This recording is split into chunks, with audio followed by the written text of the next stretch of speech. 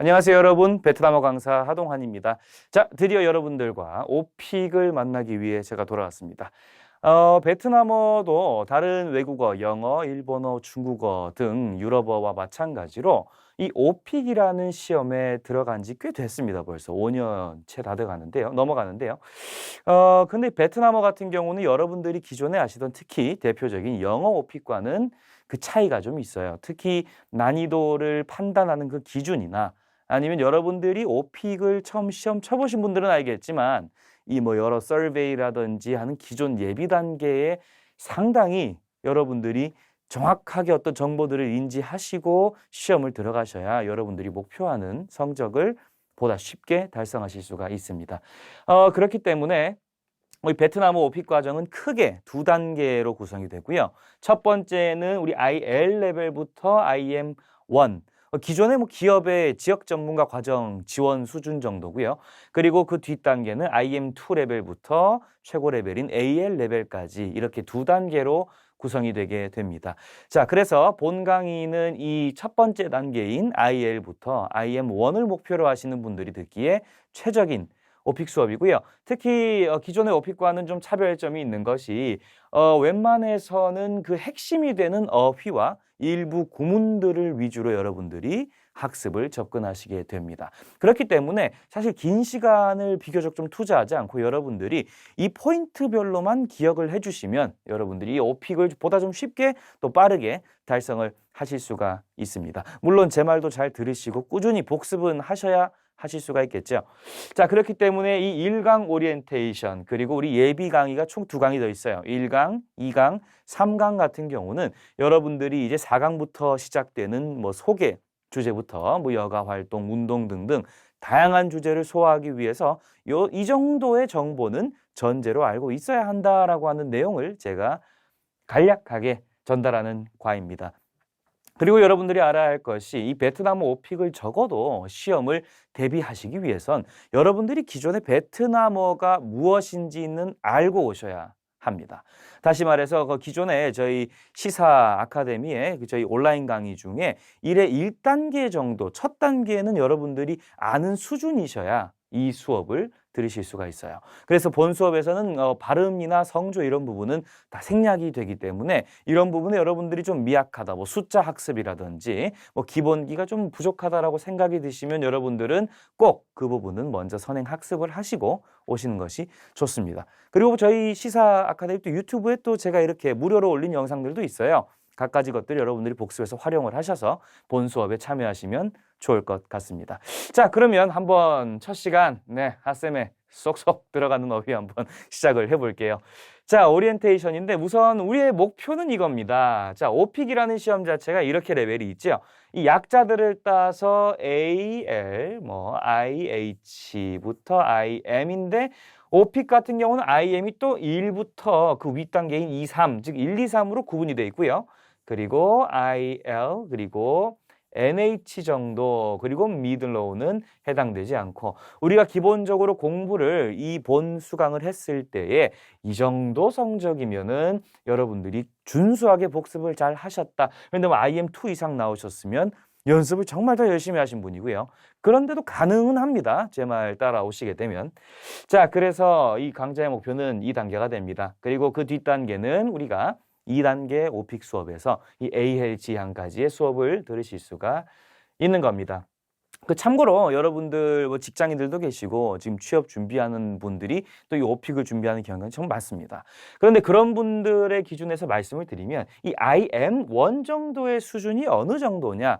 이 정도 수준이면 사실 직장에서는요, 그 현지의 장기 파견이나 뭐 심지어는 주재원까지 해당이 가능한 그런 성적이고요. 그리고 IM2, 3 정도까지 올라가시게 되면 여러분들이 어학 자격으로서 뭐 입사 지원이라든지 이직 하실 때에도 사용하실 수 있는 자격증입니다. 우리나라 대표적인 그룹 중 하나인 이제 삼성에서 활용을 하고 있기 때문에 결국 많은 대기업들이 이 베트남어 자격증 하면 이 오픽 베트남어를 손꼽아 선택을 한다고들 합니다. 그렇기 때문에 여러분들이 준비하실 때 그 기준을 정확히 알아보시고 수업에 참여를 하시면 여러분들의 목표가 확실하게 뚜렷하기 때문에 충분히 목표에 달성하실 수 있을 것이라 생각합니다. 자, 그래서 목표는 이거고요. 그럼 오픽 비etnamese 대체 뭐냐? 아까 말씀드렸죠. 가장 많은 기관, 즉 그 대한민국의 대기업이라든지 여러 공기관에서까지도 활용을 하는 베트남어 외국어 자격증이고요. 그런데 아까 말씀드렸다시피 타 외국어에 비해서는 다른 요소가 있다. 이게 다름 아닌 발음이랑 성조예요. 이게 무슨 말이냐면요. 여러분들이 저희 1단계 오픽 수업 말고 뒤에 이어지는 2단계 오픽 수업까지 선생님 저는 완벽하게 다 문장을 다 기억을 하고 지금 제 얘기를 합니다. 선생님 덕분에 템플릿을 다 완성했어요. 라고 하는 학생들도 발음 성조가 박살나면 등급이 아까 전에 여러분들 앞에 보셨던 이 I am도 쉽게 안 나와요. 그런데 반면에 본 단계 1단계의 내용만을 숙지를 꾸준히 하신 학생들이 문장을 만들고 선생님 제가 좀 속도는 덜 나지만 뭐 또이땐라 땡땡땡 뭐 이런 속도를 가지고 있지만 제가 선생님 발음 성조를 많이 연습을 했어요. 근데 정말 그 학생이 잘했어요. 그러면 그 학생이 심지어 2단계까지 수강한 학생보다도 더 높게 성적을 받을 가능성도 있어요. 다른 외국어는 그렇지 않습니다. 영어는 뭐 발음이 약간 우리가 한국스러운 영어 발음이다라 그래서 성적이 안 나오고 그렇진 않아요. 너무 심각하지 않는 이상. 하지만 베트남어 같은 경우는 발음 성조가 틀리는 경우, 특히 성조가 틀리는 경우는 언어적 소통이 불가하다라고 판별이 되기 때문에 이 부분의 성적이 가장 비중을 많이 차지합니다. 그렇기 때문에 여러분들이 40분 동안 이 15문제를 해결하시면서 첫째도 성조, 둘째도 성조 발음, 셋째도 성조 발음이에요, 사실. 그래서 여러분들이 문장을 익히는 걸 1단계로 성공을 하시면 2단계 이 수준을 올라가시기 전에 1단계에서 배웠던 내용들을 내가 좀 정교하게 성조 발음을 이렇게 한번 다듬어 봐야겠다. 그게 쉽게 되지 않으면 또 여러 가지 피드백 관련된 수업들을 활용하시면서 여러분들이 이 부분을 완성시키는데 포인트. 선생님이 뭐 녹음 파일도 자료실에 올려드릴 거고요. 그리고 또 제가 수업 때 이렇게 영상에서 여러분들에게 예시를 읽어주는 그 성조와 발음을 명확하게 따라 하셔야 합니다. 그리고 이곳에 제가 적지는 않았지만 이 성조 발음하면 가장 중요한 게 무엇이냐? 이 오픽이라는 시험이 사실 가장 활용을 많이 하는 기관이 삼성이라고 했어요. 근데 이제 그 오픽이라는 이 시험과 그 아주 밀접한 관계가 있긴 합니다. 그렇다 보니 여러분 삼성그룹이 베트남의 어디 지역에 있는 줄 아십니까? 삼성은 바로 북쪽 지역 박닝성에 있고요. 그리고 많은 직원들이 하노이에서부터 출퇴근을 합니다. 수많은 직원이죠. 그렇다 보니 여러분들 오픽 시험을 평가를 할 때 북쪽 지역 발음으로 평가가 될까요? 남부 지역 발음으로 평가가 될까요? 당연히 북부 지역 발음으로 평가가 됩니다. 그렇기 때문에 선생님이 구사를 이렇게 여러분들에게 던져주는 이 하노이의 발음을 수없이 듣고 반복을 하셔야 되고요. 본인이 남쪽에서 이제 연수를 좀 단기라도 다녀오신 분들도 이 하노이 발음을 최대한 특히 성조까지는 내가 좀 어려워요 하더라도 이 발음, 예를 들면 하노이의 강한 제트 발음이라든지 아니면은 쌍자음 같은 그런 소리들을 여러분들이 명확하게 좀 내셔야 합니다. 그 부분에 포인트를 높게 꼭꼭 주셔야 합니다. 선생님과 오프라인으로 수많은 학생들이 진행을 할 때 정말 이 하노이식 발음이 성조가 완벽하게 되는 학생들은 사실 초급, 중급 수업을 들었는데 심지어는 IH 성적도 꽤 나왔어요. 그 말은 발음 성조가 상당히 높은 비중을 차지한다는 겁니다. 가장 포인트입니다. 오늘 오리엔테이션에서 여러분. 자, 이 부분을 꼭 주의하시기 바라고요. 자, 40분 동안 15문제이기 때문에 그런데 문제를 듣고 여러분들 한 2에서 3초 이내에 이 스피커 모양을 한번 더 누르면 리플레이로 문제를 또 들으실 수 있어요. 그런데 문제를 다시 들으실 때 주의하셔야 될 것이 이건 감점이 없어요. 그럼 무슨 말입니까? 무조건 내가 이해를 한 번에 했었어도 사람인지라 시험 때는 어떤 실수를 할지 모릅니다. 그렇기 때문에 무조건 한 번 더 반복을 하셔서 여러분들이 만일에 완벽히 들었으면 반복되는 시간 동안 말할 것들을 정리를 하세요. 그렇다 하더라도 전혀 감점 요소에 해당이 심지어 오리엔테이션 가가지고 예비 시간에 설명까지 다 해줍니다. 이 부분은. 그래서 이 꼭 반복을 내가 계속 모든 문제는 다 2번씩 듣는다. 이렇게 생각을 하시는 게 중요하고요. 자, 마지막으로 오늘 핵심 중에 하나죠. 전략적인 이 서베이 선택이 중요합니다. 모든 여러분들이 영어 오픽을 경험해 보신 분들은 다 익히 알겠지만 수많은 주제가 있어요. 여가 활동만 하더라도 10몇 개, 20몇 개가 되는 주제가 있고요. 그런데 그 모든 주제를 대비할 수는 절대 없습니다. 그리고 오픽의 특성상 우리 뒤에서 배울 최소 선택의 이 선택지 서베이들이 있어요. 그렇기 때문에 여러분들이 이 서베이 선택을 어떻게 하느냐, 이 서베이라고 하는 것을 베트남어에서는 이 카오삿이라 그럽니다. 고찰. 이 카오삿을 어떻게 여러분들이 선택을 하느냐가 제 수업에서 가장 큰 보람을 느낄 수 있냐 없냐? 여러분들의 그 어떤 결과를 좌우합니다. 그렇기 때문에 이 서베이 선택을 여러분들이 명확히 제가 알려드린 대로 비교적 하시는 것이 좋다. 물론 뒤에서 또 자세하게 제가 설명을 드리도록 하겠습니다. 자, 그러면 계속해서 한번 봅시다. 수업은 어떻게 진행이 되느냐? 당연히 여러분들 일단 기본적인 적합한 어휘를 위주로 이 주제는 밑에 있어요. 이 주제와 관련된 소개 수업, 회사 업무, 거주지 여가 활동, 취미 관심사, 운동, 여행 또는 출장, 기본 돌발 주제, 기본 상황 회화. 그런데 사실 기본 돌발 주제와 상황 회화는요. 여러분들이 3에서 6단계의 난이도 설정이 있어요. 그 난이도를 설정하실 때 3에서 6단계를 선택하시면 해당이 주로 등장하고요. 특히나 5에서 6단계를 선택을 하시게 되면 등장 확률이 매우 높아집니다. 3, 4단계에서는 등장할 수도 있고 안 할 수도 있어요. 하지만 5, 6단계에서는 무조건 해줘야 되는 거지만 우리가 목표로 하는 본 강의의 목표는 IELTS IM1이죠. 그 말은 여러분들이 사실 좀 잘하시는 분들이 3단계를 선택을 하시고요. 그렇지 않으면 대부분 제가 2단계 하세요라고 설명을 드립니다.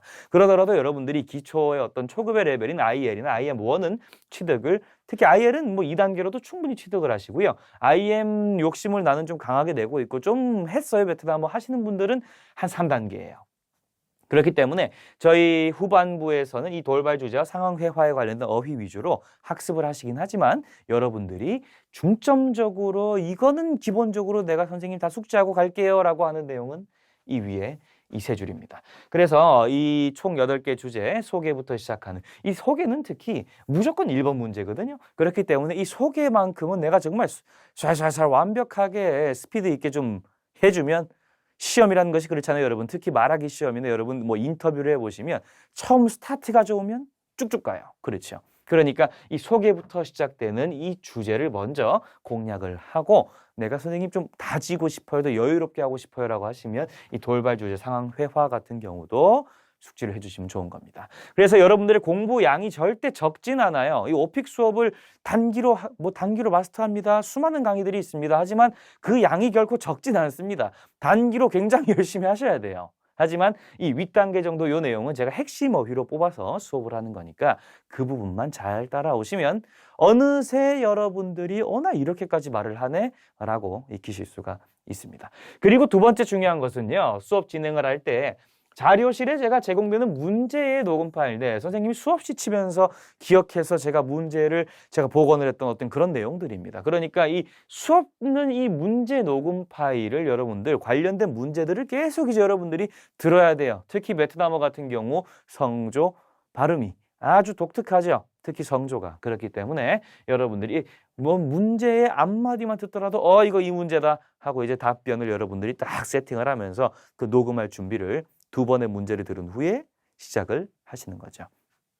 그러니까 여러분 이 두 가지가 우리 중점적이다. 그리고 이 결국은 이 어휘 위주로 문장을 만들어서 이 소위 말해서 우리가 전문적으로 많이 영어에서 언급을 하는데 템플릿들을 여러분들이 아주 쉽고 하지만 주제별로 좀 표현은 꽤나 풍부하게 완성을 하는 것이 본 수업 진행의 방식입니다. 그래서 뭐 여러 가지 여러분들의 질문이라든지 이런 사항들이 게시판을 통해서 저와 이렇게 주고받고가 굉장히 활발하게 이루어져야 되는 수업이에요. 그래서 여러분들이 템플릿을 만들어 보면서 선생님 이 표현이 맞는지 모르겠어요 하는 내용들 게시판에 질문을 많이 주셔야 하고요. 그리고 또 오프라인으로도 여러분들이 첨삭은 또 횟수별로 받으실 수 있는 여러 가지 방법이 있기 때문에 다양하게 여러분들이 이 수업을 최대한 활용하시고 여러분들의 시나리오를 완성한다라고 하는 것이 목표입니다. 자, 그러면 이 서베이 전략에 대해서 오늘 이게 핵심이죠. 이 서베이에 대해서 한번 우리가 이야기를 해보도록 합시다. 일단 서베이는 우리 그 조사죠. 설문조사죠. 그러니까 여러분들이 원래 설문조사에 늘 응해 오셨듯이 개인적으로 선생님 저는 축구를 15년을 했어요. 선생님 저는 독서를 뭐 평생 취미로 하고 살아요. 있습니다.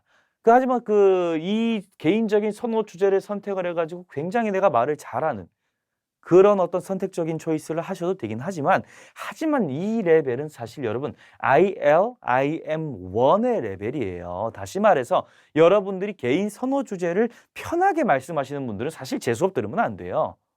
네, 템플릿을 만들다 보면 여러분 한국어로는 여러분들이 모국어를 사용하기 때문에 굉장히 쉽게 말을 하는 내용들이 베트남어로 표현을 해보면 왜 이렇게 길어져요 선생님이라는 분들이 제가 오픽 처음 런칭되면서 지금 오프라인 수업하는 이 5년이 넘도록 듣던 말이에요. 그렇기 때문에 여러분들은 개인 선호 주제를 선택해도 되나? 가급적 수업에서 활용하는 주제를 선택해라. 가급적 아니요 그냥 수업에서 활용하는 주제 선택하세요. 여러분 점수를 일단 이 오픽 수업은 여러분 자격증 취득이 먼저 목표입니다. 회화를 잘하시려면 제 회화 수업을 들으셔야 돼요. 그렇기 때문에 오픽은 말하기 연습을 하는 것이 아니고 정말 자격증 취득이 주 목적이니 웬만하면 그냥 수업에서 활용하는 주제를 선택을 하십시오. 네, 그러한 학생들 여태까지 템플릿 전부 다 완성한 학생들 저와 함께 점수를 안 만든 학생은 없습니다. 0명이에요, 0명. 그러니까 제발 저한테 첫 번째 1호가 되지 말아주시고요. 네, 0명이 계속 유지가 되도록 웬만하면 그 수업 때 활용하는 주제로 해주시기 바랍니다. 그럼 그게 뭐냐? 바로 이거예요. 자, 서베이는 총 7문제가 나오게 됩니다. 1번부터 7번까지 나오게 되는데 1, 2, 3번은 그냥 약간 신상조사라고 보시면 돼요. 소개부터 보세요. 소개하는데 이게 뭡니까? 소개 내용 같은 경우에 특히 뭐 종사 분야 선택을 한다. 이게 1번 문항에서 나오는 건데 사업 회사를 하는 사람이니 아니면 일 경험이 없는 사람이니라고 하는 것인데 사실 전략적으로 내가 뭔가가 빨리 따고 싶다라고 하시면은요. 여러분들이 직장인이시고 이렇지만 일 경험 없으면 선택하세요. 일 경험 없으면 선택하세요. 그러면 일단 회사에 관련된 템플릿은 만들어는 두지만 우리 수업에 있으니까 하지만 말을 하는 표현이 좀 쉽지 않은 분들은 일 경험 없음 하게 되면은 이 학생 관련된 우리 수업 관련된 템플릿 주제만 급하면은 잡아가도 되는 거죠. 하지만 선생님 저는 이 업무를 제가 하는 거기 때문에 템플릿 만들어 보니까 괜찮아요 하시는 분들은 사업회사라고 선택을 하시면 됩니다. 객관식입니다. 주관식 아니에요. 클릭하시면 됩니다. 자, 그리고 두 번째 문제 귀한 학생이십니까? 라고 하는데 무조건 네 하셔야 돼요. 자, 뭔가 논리는 안 맞죠? 회사를 다닌다 그러는데 네, 선생님 이게 돼요? 됩니다. 왜? 학생이냐라고 하는 서베이가 이번에 등장하는 이유는 뭐냐면은요. 결국 수업에 대한 질문 받을래 말래 이거예요. 여러분 베트남어를 하고 있는데 베트남어 관련된 수업이 나오면 땡큐 베리 마치 아닙니까? 그렇죠? 그러니까 당연히 네라고 선택을 하고 네라 그러면은요 2-2라 그래가지고 밑에 꼬리 질문이 나와요. 그러면은 어떤 수업 듣니라는 게 결국 요약하면 그 말인데 어학 수업을 듣는다 그러시면 됩니다. 만일에 실수로 아니요 하신 분들이 있어요. 아니요라고 하면은 뭐라 뜨냐면은요 어떤 수업을 최근에 들었습니까? 라고 떠요. 그러면은 어학이 외국어로 바뀌어 있어요. 그러면 외국어 수업 선택하시면 돼요. 하지만 웬만하면 네라고 선택을 하시고 어학 수업이다. 근데 귀한 학생이십니까? 굉장히 모호하지 않습니까? 여러분들은 지금 제 수업을 듣는 학생이에요. 그러니까 여러분들이 생각하는 초중고등 대학생이 아니고 그냥 수강하는 학생이냐 묻는 겁니다. 그러니까 네라고 선택을 하시고 어학 수업을 선택해 주시면 되고요. 세 번째, 사는 곳에 대해 물어봐요. 이 자주 빈도가 높은 출제는 아닙니다만 이 사는 곳과 거주지도 필수적으로 선택을 하게 돼 있어요. 어디든 살지 않습니까? 그렇죠. 그렇기 때문에 첫 번째 혼자 사시는 분들은 개인주택이나 아파트에 홀로 거주 체크해 주시면 좋고요. 가족이 있거나 부모님과 함께 사시는 분들은 가족, 배우자, 자녀, 기타 가족 이런과 함께 주택이나 아파트에 거주한다라고 클릭을 해주시면 됩니다. 더 이상의 꼬리 질문은 없고요. 그리고 포인트 바로 4번부터입니다. 여러분. 자, 4번부터 7번까지는 여가 활동의 취미, 관심사, 운동, 그리고 여행 출장입니다. 자, 이 내용들은요, 여러분들이, 저를 따라와 주세요.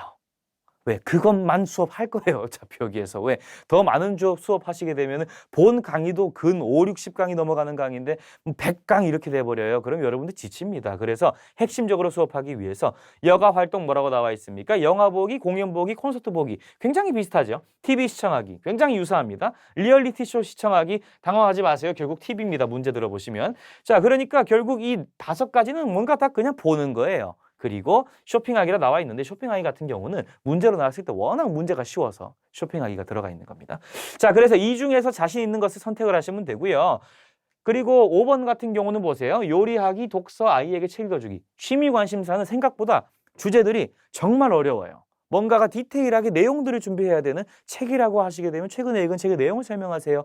나오면 미쳐버립니다. 그렇죠. 그렇기 때문에 이 독서나 요리하기나 책 읽어주기 이 중에 하나만 선택을 하세요. 하나, 최소라고 해야죠. 최소. 가급적이면 요리하기 추천드리는데, 자, 여러분, 이 서베이에서 주의해야 하실 게 뭐가 있냐면요. 이 서베이는 모든 서베이 질문이 나오지 않아요. 선택지가. 어떤 선택지가 나올 때도 있고, 갑자기 지난 시험에는 요리하기 있었는데 이번에 왜 없어? 이럴 수도 있어요. 서베이가 전체가 등장하진 않습니다. 그러니까 있는 것 중에 여러분들이 이 중에서 하나 정도만 취미 관심사는 선택을 해주시면 좋을 것 같아요. 운동, 자전거, 걷기, 조깅, 그리고 운동을 전혀 하지 않음 전부 선택하셔야 돼요. 네, 왜? 이 다 같이 준비를 할 건데 이 자전거, 걷기, 조깅 같은 경우는 굉장히 쉽습니다. 왜요? 저는 보통 한강에서 자전거를 탑니다. 바꿔버려요. 저는 보통 한강에서 걷습니다. 저는 보통 한강에서 조깅합니다. 여러분 똑같아요. 단어만 바꿔주면 됩니다. 그렇기 때문에 사실 이 세 가지는 세트라 보시면 되고요. 운동을 전혀 하지 않음 하면은 운 좋게 운동 문제가 안 나올 수도 있어요. 그러면 여러분들 또 다른 집중적으로 준비했던 질문으로 넘어갈 수가 있는 거죠. 그러니까 이 개수를 채우는 게 좋은 방법이고요. 마지막으로 휴가, 출장 같은 경우는요. 직장인분들은 출장 당연히 연결이 되실 텐데 학생분들도 사실 출장은 선택을 해주시면 됩니다. 이게 무슨 말이냐. 운동에서 제가 금방 한강 예시를 들면서 자전거, 걷기, 조깅이 다 똑같았죠. 똑같습니다. 여행이라는 말을 출장으로 바꿔주고 그냥 쓰는 거예요. 그래서 전반적인 내용만 표현을 하게 되는 겁니다. 아주 중요합니다. 그래서 이 부분은 집에서 보내는 휴가까지 우리가 대비를 할 거기 때문에 이 전체를 선택을 하셔야만 한다. 자, 이렇게 해서 뭡니까? 4, 5, 6, 7. 이 네 가지 서베이 주제에 대해서 최소 12개만 맞춰주시면 여러분들의 15문제가 세팅이 됩니다. 그렇기 때문에 여러분들 합계 최소인 12개를 맞춰야 되고 그리고 그걸 위해서 5번은 최소 선택을 하고 4, 6, 7번 중에 7번은 다 선택하시고요. 4번, 6번 같은 경우는 개수 12개에 맞춰가지고 특히 내가 잘 외워진 것 순서대로 서베이를 선택해 주시면 완벽합니다. 그러면 여러분들은 시험을 응할 준비가 끝나신 거예요. 자, 그래서 오늘 금방 제가 조금 빠르게 설명을 드리느라 이렇게 말씀을 드렸는데 이 부분 꼭 여러분들이 복습을 하셔야 되고 그리고 난이도 1에서 6단계라고 하는 거 말씀드렸죠? 1에서 6인데 3에서 6에 이 부분이 뭐가 나온다고요? 아까 봤던 돌발 주제와 롤플레이가 나온다. 그래서 내가 뭔가가 듣기나 이런 것들이 좀 미비한데 최소 점수인 IL, IM1 정도만 정말 딱 선생님 따면 됩니다. 그러면 그냥 2단계 선택하세요.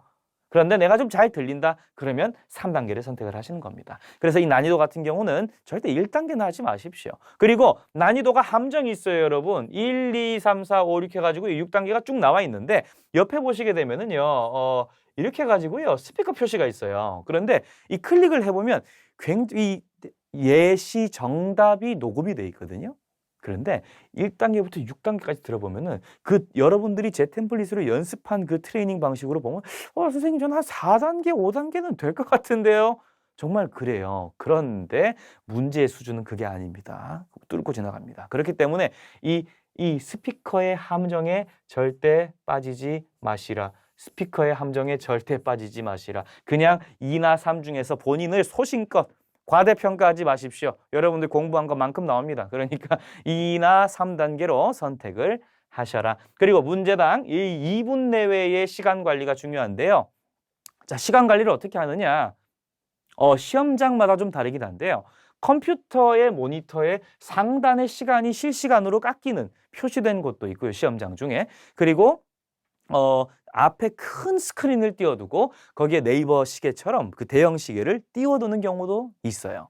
그래서 여러분들이 몇 번 문제다라고 이제 어림짐작 한 중간쯤 왔을 때 여러분들이 나 지금 몇 분인지 모르겠다. 선생님 시간 관리 안 될 것 같은데요? 라고 하는 분들 걱정하지 마십시오. 왜 그렇습니까? 1번에서 7번 문제까지 하고 나면은요.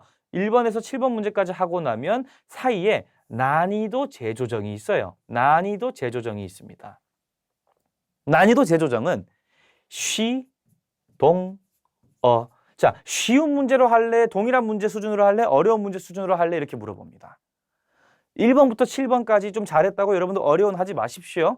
그대로 가셔도 8번부터 15번은 좀 더 어렵습니다, 문제가. 그렇기 때문에 동일한 난이도로 선택을 한다. 이러면 7번이 이제 끝났구나라고 하시고 한 몇 분 남았나? 25분 남았나? 이렇게 시간 계산을 하시면 됩니다. 그래서 시간은 그렇게 관리를 하시면 되고요.